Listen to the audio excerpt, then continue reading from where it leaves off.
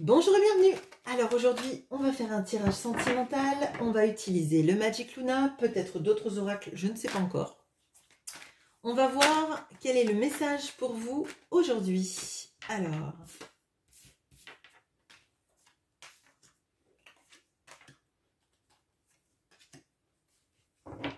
ok, bon. Alors, on a le mariage,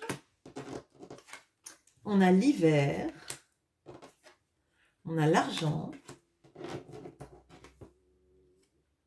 et on a l'équilibre. Alors,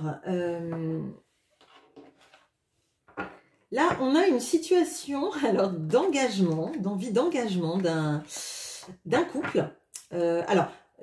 J'ai la carte du mariage, je ressens pas le mariage, mais je ressens durant cet hiver l'envie en fait de concrétiser de manière appuyée, on va dire, un engagement amoureux. Bon, alors ça va parler principalement à des personnes qui sont en couple, chacun chez soi, dans le début d'une relation ou dans un renouveau de relation, des gens peut-être qui ont pu se retrouver aussi. Et durant ce mois, cette saison de l'hiver qui touche à sa fin, hein, on a des envies d'officialiser tout ça. Alors, comme je le dis, ça ne veut pas dire Pax, etc. Mais c'est donner vraiment une tournure sérieuse. On dit qu'on est ensemble. On est présenté potentiellement à la famille, aux amis. On réfléchit sérieusement à se mettre ensemble, à vivre ensemble peut-être dans un futur plutôt proche moyen terme. Je vois pas du long terme, là je vois quelque chose là-dessus. Il y a une notion de mettre de l'argent de côté pour réfléchir à justement se prendre un petit nid douillet entre nous. C'est ce que je ressens. On équilibre les finances, on met de l'argent de côté, on se projette. Là, il y a des belles énergies. Bon, pourvu que ça dure. Allez, on va voir pour en savoir un petit peu plus. Alors, qu'est-ce qu'on peut me dire sur ce mariage, cet engagement? Ok, on a le printemps. Ok, alors on va faire comme ça. Hop. Je vais les séparer. Allez, sur l'hiver. Mon Dieu, mon Dieu, mon Dieu.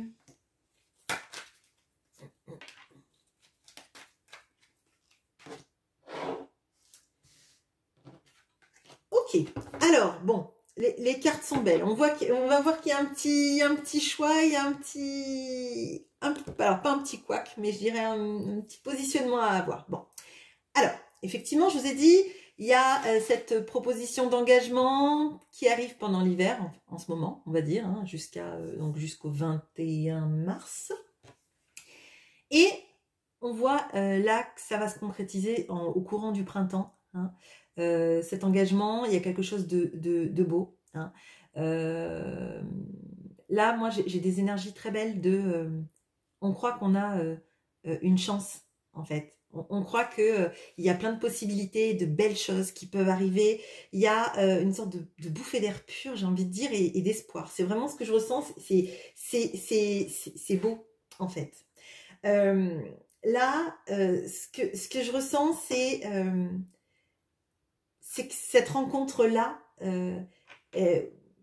alors, vous l'avez peut-être voulu, mais il n'y avait pas, comment dire, c'est peut-être très beau maintenant, mais j'ai l'impression que c'est un peu arrivé, alors pas comme un cheveu sur la soupe, mais en mode, on ne croit plus vraiment à l'amour, cette personne arrive, on se dit bah pourquoi pas, mais on n'y avait pas mis d'espoir en fait, hein. Et pourtant cette personne elle arrive, elle fait du bien, elle est légère, elle prend pas la tête, elle n'est pas en mode je ne réponds pas aux messages, je ghoste, je n'existe plus puis je reviens.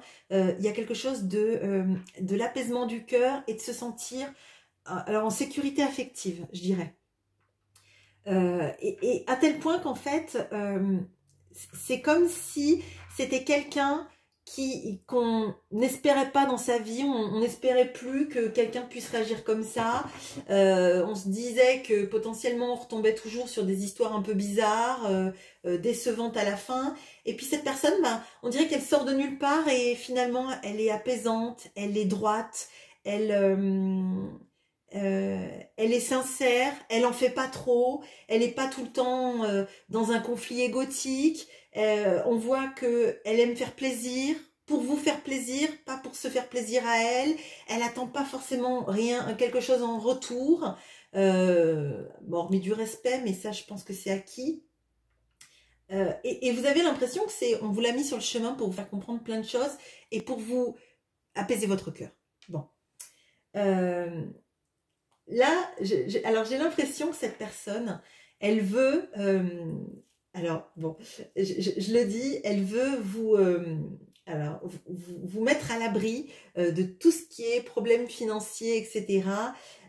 Et moi, j'ai l'impression que plus elle veut faire ça, plus vous voulez lui montrer qu'en fait, vous êtes quelqu'un d'indépendant, que vous pouvez gagner votre vie toute seule, vous avez besoin de personne, que vous êtes bien avec elle, mais que c'est pas ça qui vous intéresse, que vous refusez qu'elle vous entretienne, enfin, c'est vraiment ces idées-là que j'ai dans la tête. Vous voulez lui montrer que si vous avez envie de franchir des portes dans votre vie, eh ben c'est vous qui vous les ouvrirez en fait. J'ai l'impression que là, il y a vraiment une notion d'indépendance financière et de pas laisser penser à l'autre qu'on est là pour son argent, ne pas laisser penser à l'autre qu'il a à vous entretenir ou travailler comme un galérien pour subvenir à vos besoins. J'ai l'impression que ça vous donne même la force à vous d'entreprendre plein de choses dans le professionnel parce que eh ben, il vous donne en fait l'envie de croire en vous. De croire en vous, de croire en votre avenir professionnel, de croire que vous pouvez gagner votre vie, de croire que vous pouvez vous en sortir très bien, de croire que ben, les choses sont en train d'aller sur la route de l'abondance. C'est vraiment ça que je ressens, mais il y a une petite notion oui, je vais m'en sortir seule, j'ai pas besoin de ton argent et quelque chose qui va peut-être être un peu... Alors, pas compliqué, mais je dirais de ménager un peu son ego, de se dire, lui, il voudrait que vous soyez à l'abri du besoin, c'est pas parce qu'il veut vous mettre sous cloche, en fait. Bon. On a là un petit moment de ce que je ressens où il va y avoir un petit moment peut-être un peu compliqué pour vous. Bon. On a la notion là de l'équilibre, de cet équilibre que vous ressentez quand vous êtes avec cette personne, de cette personne qui sait donner, qui sait recevoir, qui prend pas sans rien donner. Et moi, l'impression que j'ai là, c'est que maintenant que vous êtes bien avec cette personne, que vous commencez à faire des plans, ou quand vous allez commencer à faire ces plans-là, et je dirais milieu printemps, fin printemps, on a quelqu'un de votre passé qui revient. Alors, soit parce qu'il a entendu parler de cet engagement, de ce déménagement, ou de cette envie de concrétiser des choses, ou qui vous a aperçu, etc. Mais il y a un moment, là, que je ressens très fort de quelqu'un qui vient vous titiller pour vous dire qu'il ne vous a pas oublié, qui pense à vous, qui veut revenir dans votre vie, etc., etc. Et, à mon sens, c'est le gros dilemme ou pas. Bon, le gros dilemme ou pas, parce que il est évitable d'être dans un dilemme, mais c'est toujours plus facile à dire qu'à faire. Quand on croit qu'on repart sur des énergies nouvelles, c'est souvent là, soit qu'on est testé dans nos relations, soit que les ex débarquent pour dire « Salut, je suis là, qu'est-ce que tu deviens ?» Voilà, bon. Et ça, je pense que vous pourrez me le dire en commentaire, mais ça arrive tout le temps, en fait. C'est jamais quand on est célibataire à se morfondre pour quelqu'un que cette personne se dit « Ah là, je vais revenir ». C'est souvent quand on tire un trait, on fait un deuil ou on a décidé d'avancer. Bon.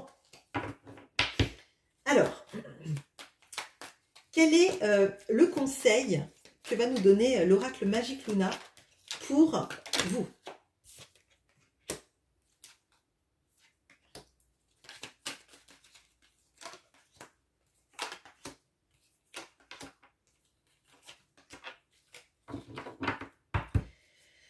Alors, on a la personne mûre,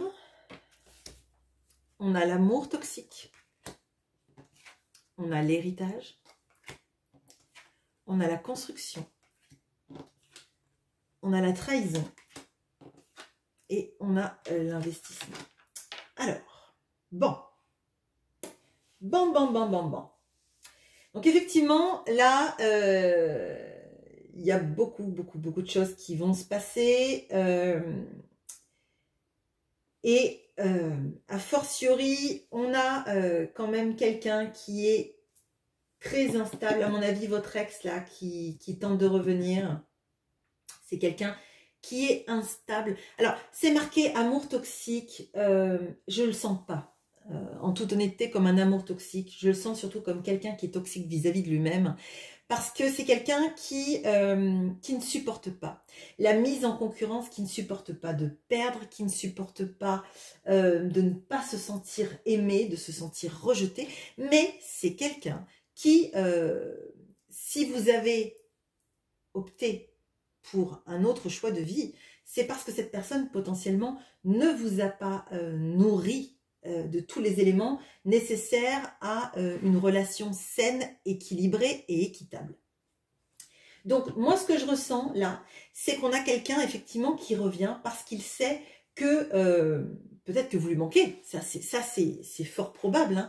Néanmoins ce qui appuie très fort, c'est le fait de vous sentir perdu, détaché.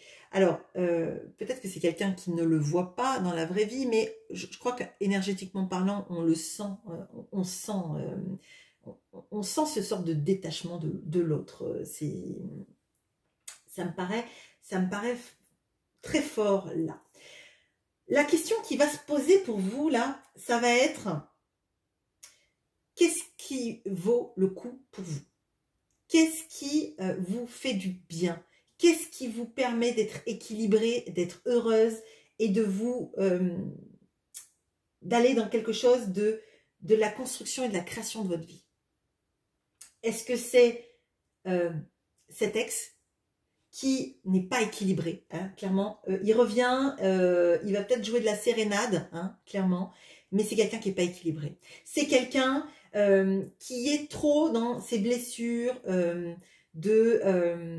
elle va m'oublier, j'ai tout loupé, elle va rendre quelqu'un d'autre heureux et moi j'aurais laissé passer ma chance. Mais qu'a-t-il à vous proposer en fait sur du long terme, sur quelque chose d'équitable? Qu'a-t-il à vous proposer? Ça va être ça qui va être peut-être intéressant, outre le fait de là où penche votre cœur, parce que ça bien évidemment, et ce sera propre à chacun. Mais ce qui va être important, c'est de vous poser la question de vous, où est-ce que vous voulez aller? Est-ce que la venue de cette personne va effondrer tout ce que vous avez voulu créer, ou est-ce que ça va l'aider à aider votre vie à se bâtir sur d'autres bases? C'est ça qui va être intéressant. Est-ce que cette personne est assez mûre pour affronter ce qu'implique une relation amoureuse, dans le sens une relation amoureuse équilibrée dans laquelle on ne fuit pas du jour au lendemain, dans laquelle on ne part pas pendant des mois sans donner de réponse et après on revient comme si il s'était passé 2 jours alors qu'en fait il s'est passé 6 mois. Qu'est-ce que cette personne elle a à vous proposer pour vous, pour votre famille aussi si vous avez des enfants, sur la stabilité, la sérénité, sur votre sérénité de cœur aussi?